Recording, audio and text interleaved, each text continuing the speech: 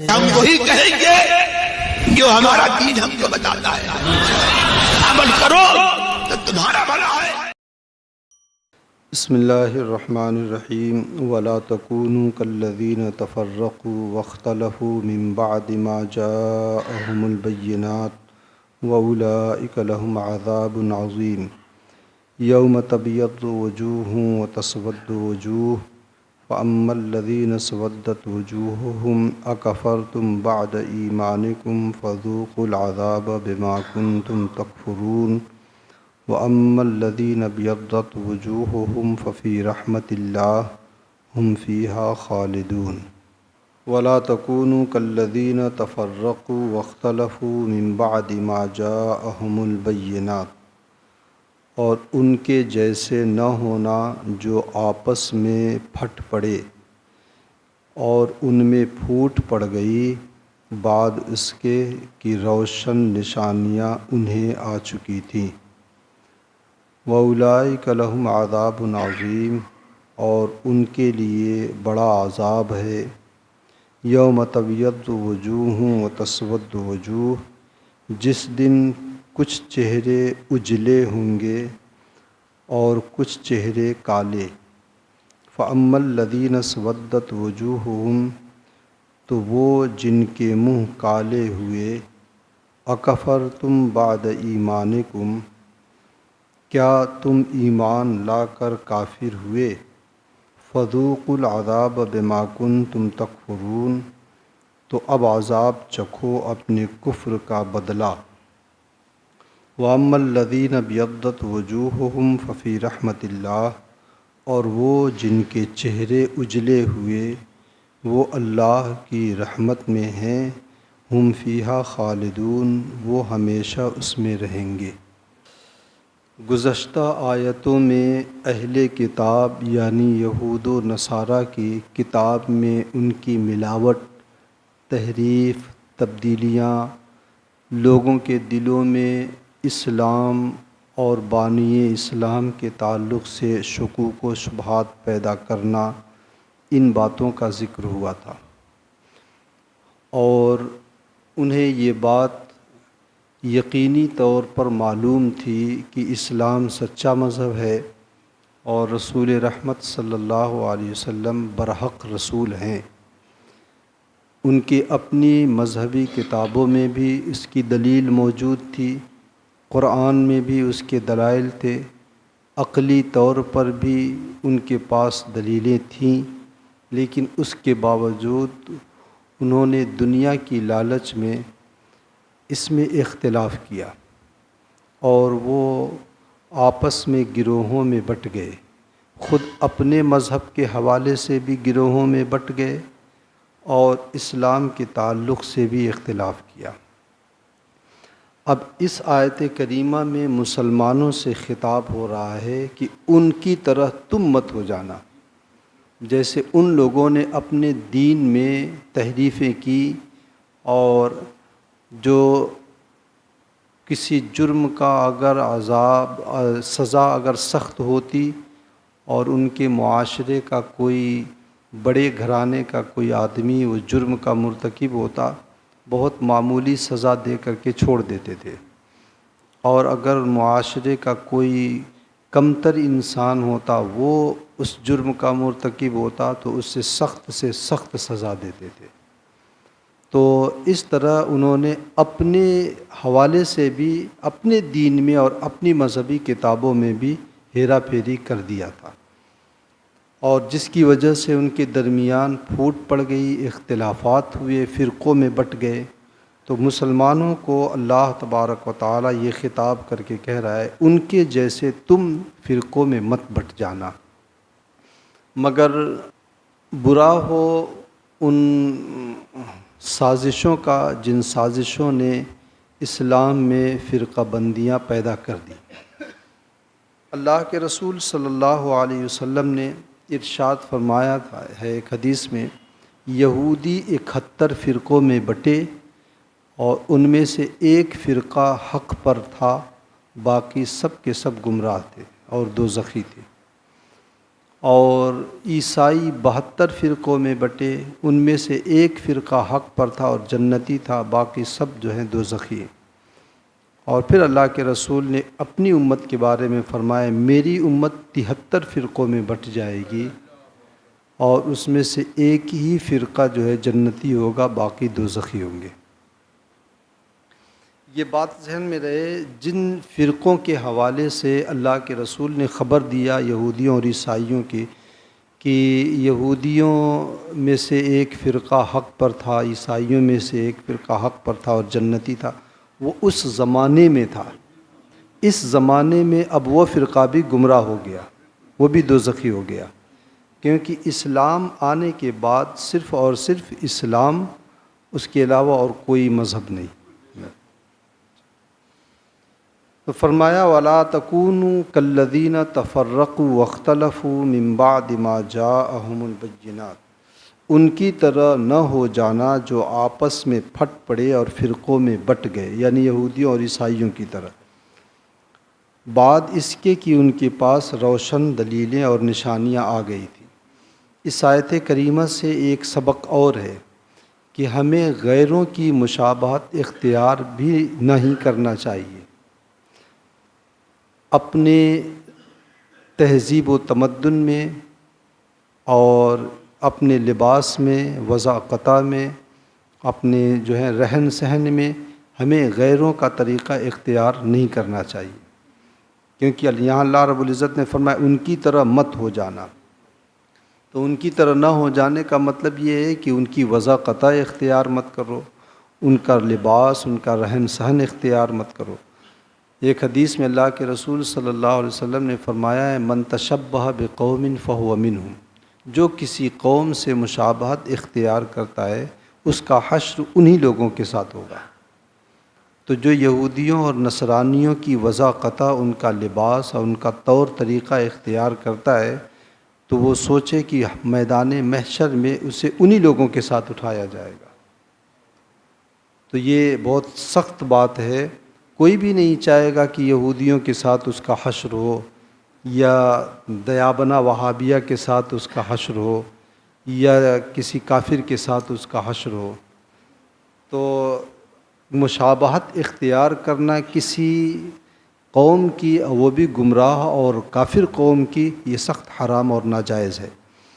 مردوں کا عورتوں سے مشابہت اختیار کرنا یہ جائز نہیں ہے، یا عورتوں کا مردوں سے مشابہت اختیار کرنا یہ جائز نہیں ہے، تو کافر قوم سے مشابہت کیسے درست ہو سکتی ہے؟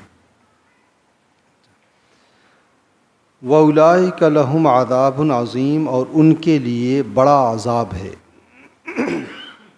اچھا، یہ تفرقہ بازی اور فرقہ بندیوں کا جو سبب بنے وہ ان کے علماء تھے۔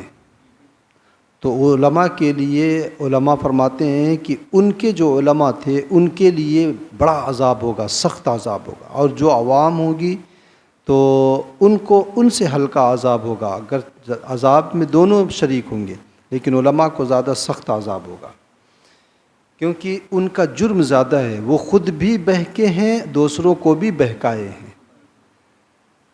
اس سے یہ بھی پتہ چلا کہ علماء کے اوپر ذمہ داریاں زیادہ ہوتی ہیں، انہیں احتیاط زیادہ چاہیے۔ حضرت امام اعظم رحمۃ اللہ تعالی علیہ گزر رہے تھے تو کوئی شخص تھا، وہ پانی لے کر کے جا رہا تھا، یا کوئی خاتون تھی وہ پانی لے کر کے جا رہی تھی، تو سامنے پھسلن تھی۔ تو امام اعظم رحمۃ اللہ تعالی علیہ نے اس شخص کو تنبیہ کرتے ہوئے کہا ذرا سنبھل کے چلنا، آگے پھسلن ہے، کہیں گر مت جانا۔ تو اس نے کہا کہ حضور اگر میں گر جاؤں گا تو میں صرف تنہا گروں گا، لیکن آپ سنبھل کے رہیے گا، اگر کہیں پہ لڑکھڑا گئے تو پوری قوم لڑکھڑا جائے گی، کیونکہ پوری قوم آپ کے پیچھے چل رہی ہے۔ تو علماء کو احتیاط کی اور زیادہ سخت ضرورت ہے۔ عوام کو بھی چاہیے کہ علماء کو ایسی جگہ پہ مدعو ہی نہ کریں جہاں پر ان کے اوپر الزام آئے۔ عوام کو بھی اس بات کا لحاظ کرنا چاہیے۔ میں تو کہتا ہوں عوام کو خود اس سے بچنا چاہیے، لیکن اگر شومئی قسمت سے اور شیطان کے بہکاوے سے یا نفس کی شرارتوں سے نہیں بچ پا رہے ہیں تو کم سے کم اپنے علماء اور ائمہ کو اس بات سے دور رکھیں۔ یوم تبیض، کس دن یہ عذاب ہوگا؟ یوم تبیض وجوہ و تسود وجوہ، جس دن کچھ چہرے اجلے ہوں گے اور کچھ چہرے کالے. جو چہرے اجلے ہوں گے وہ مومنین ہوں گے، اور جو کالے ہوں گے وہ کافرین و منافقین ہوں گے. اور اللہ کے رسول صلی اللہ علیہ وسلم نے فرمایا بھی ہے کہ میری امت جو ہے غرم محجلین بنا کر کے اٹھائی جائے گی. غرم محجلین کا مطلب یہ ہوتا ہے کہ ان کے اعضائے وضو چمکتے ہوں گے. آپ نے غر کہتے ہیں گھوڑے کی پیشانی کے اوپر، آپ نے دیکھا ہوگا کبھی کبھی کسی گھوڑے کی پیشانی پر اتنا سا سفید رہتا ہے، اس سے غر کہا جاتا ہے. وہ چاند پہلے تاریخ کا جو چاند ہوگا اسے بھی غر کہا جاتا ہے. تو وہ بڑا نمایاں ہوتا ہے وہ جو چہرے پر ہوتا ہے. اور کچھ گھوڑے ایسے ہوتے ہیں جن کے پاؤں میں تقریباً 6 7 8 انچ جو ہے وہ سفید رہتا ہے، تو اسے محجل کہا جاتا ہے. تو اللہ کے رسول نے اپنی امت کے بارے میں فرمایا ہے کہ میری امت جو ہے غرن محجلین بنا کر کے اٹھائی جائے گی. یعنی محشر میں جب اٹھیں گے تو اعضائے وضو ان کے چمکتے ہوں گے، چہرے، دونوں ہاتھ اور پاؤں چمکتے ہوں گے. اور اس چمک سے امت محمدیہ تمام دیگر امتوں سے ممتاز ہوگی. اور اس سے یہ بھی پتہ چلا کہ قیامت میں مومن اور کافر جو ہیں چہروں سے پہچان لیے جائیں گے، چہرے سے پہچان لیے جائیں گے. اس لیے جو لوگ یہ کہتے ہیں کہ محشر میں اربوں خربوں لوگوں کی بھیڑ میں کوئی نہیں جانے گا کہ کون مومن ہے اور کون کافر ہے، وہ جھوٹے ہیں. کیونکہ قرآن کہہ رہا ہے کہ مومن کے چہرے سفید اور روشن ہوں گے اور کافر اور منافق کے چہرے سیاہ ہوں گے. اچھا، یہ جیسے ہی قبر سے اٹھیں گے ان کے چہرے ہی نہیں بلکہ پورا بدن سیاہ ہوگا. لیکن چونکہ آدمی کی شخصیت کا اندازہ اس کے چہرے سے لگتا ہے، چہرے ہی سے اس کے حسن و جمال یا اس کی بدصورتی کا اندازہ ہوتا ہے، چہرہ ہی دیکھ کر کے آدمی متنفر ہوتا ہے یا اس کی طرف کھنچتا ہے. تو اس لیے چہرے کا لفظ ذکر یہاں پہ کیا گیا ہے کہ چہرے ان کے جو ہے روشن ہوں گے. اور جو کفار اور منافقین ہوں گے ان کے چہرے اور بلکہ پورا بدن ان کا سیاہ ہوگا. اور وہ جیسے ہی اٹھیں گے وہیں سے ان کی سیاہی شروع ہو جائے گی اور پھر وہ سیاہی بڑھتی چلی جائے گی. اور محشر میں ہر بندہ دیکھ کر کے پہچان لے گا کہ یہ ہم میں سے نہیں ہے. فَأَمَّا الَّذِينَ اسْوَدَّتْ وُجُوهُهُمْ، وہ جن کے چہرے کالے ہوئے ان سے کہا جائے گا، یا تو رب کائنات فرمائے گا یا فرشتے کہیں گے. اور ان سے کیا کہا جائے گا؟ اکفرتم بعد ایمانکم، ایمان کے بعد کافر ہو گئے. تو یہ سوال نہیں ہے کہ بتاؤ تم ایمان لانے کے بعد کافر ہو گئے تھے کیا کہ تمہارے چہرے ایسے سیاہ پڑ گئے. یہ سوال کے لیے نہیں ہے، کیونکہ کافروں کے کفر کو تو اللہ بھی جانتا ہے، فرشتے بھی جانتے ہیں، انبیاء کرام علیہم الصلاۃ والتسلیم بھی جانتے ہیں، اور قرآن کی برکت سے ہم اہل ایمان بھی جان جائیں گے کہ یہ کافر ہے. تو یہ سوال کے لیے نہیں ہے یا استفسار کے لیے نہیں ہے، بلکہ یہ توبیخ کے لیے ہے، یہ ان کو پھٹکار کے لیے، ان کی لعنت کے لیے ہے، اور ان کی ڈانٹ ڈپٹ کے لیے ہے کہ ایمان لانے کے بعد کافر ہو گئے، یعنی یوں ہی بدل گئے. تو ان سے کہا جائے گا اکفرتم بعد ایمانکم، ایمان لانے کے بعد کافر ہو گئے تھے، فذوقوا العذاب بما کنتم تکفرون، تو جو تم کفر کرتے تھے اب اس کا عذاب چکھو، اور جہنم میں عذاب انہیں ڈال دیا جائے گا.